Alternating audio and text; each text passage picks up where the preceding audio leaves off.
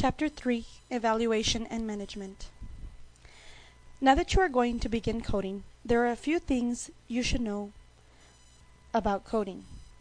Only code what is documented within the patient's record.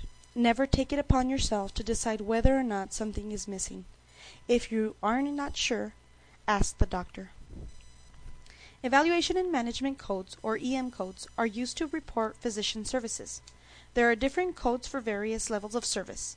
The level of service will determine the revenue generated by the physician services. The EM section is divided into categories, including office visits, hospital visits, consultations, and preventive medicine, as well as other categories. The EM section has guidelines that are located at the beginning of the section.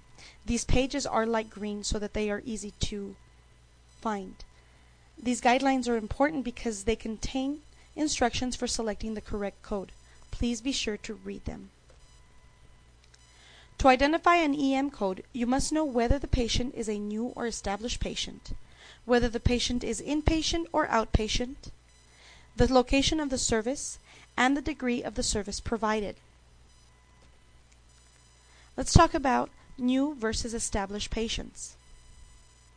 A new patient has not been seen within the last 3 years by the same provider or by a provider within the same group with the same specialty.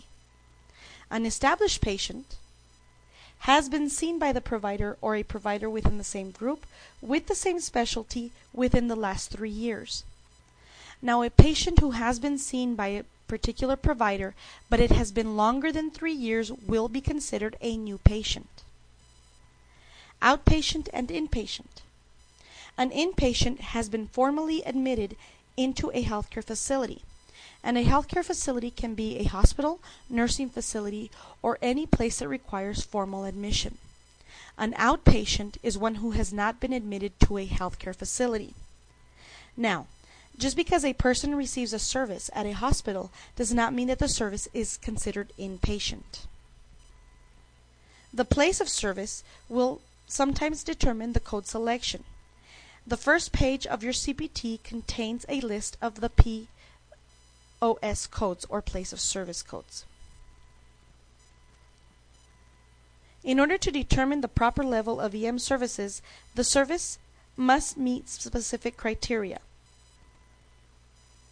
Always read the entire code description. Levels of the EM services are determined by 7 factors. Key components, which are history, examination, and medical decision-making, are your main components.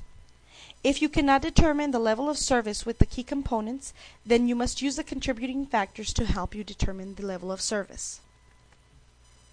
The first key component is history, and history has 4 levels: problem-focused, expanded problem-focused, detailed, and comprehensive.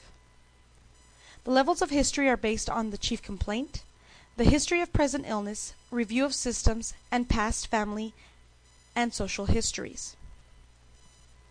Examination also has 4 levels: problem-focused, expanded problem-focused, detailed, and comprehensive.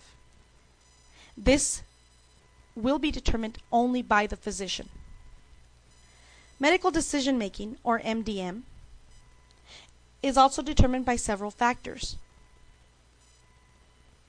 These factors can include the number of diagnoses, the complexity of data to be reviewed, such as laboratory results or x-rays, risk of morbidity or mortality if left untreated. Will the patient become more sick, or can the patient die if it is not treated? And comorbidities. Are there other illnesses that may affect the patient as well as the diagnosis being reached today? SOAP notes are notes that may be found in the patient's record, and you must understand what they mean. The S in SOAP is for subjective information. Subjective information is information that the provider cannot measure, such as the history. This information is provided by the patient. The O stands for objective. Objective is what the provider directly observes, such as the examination. A means assessment or the diagnosis, and P is for plan. How does the doctor plan to treat the diagnosis?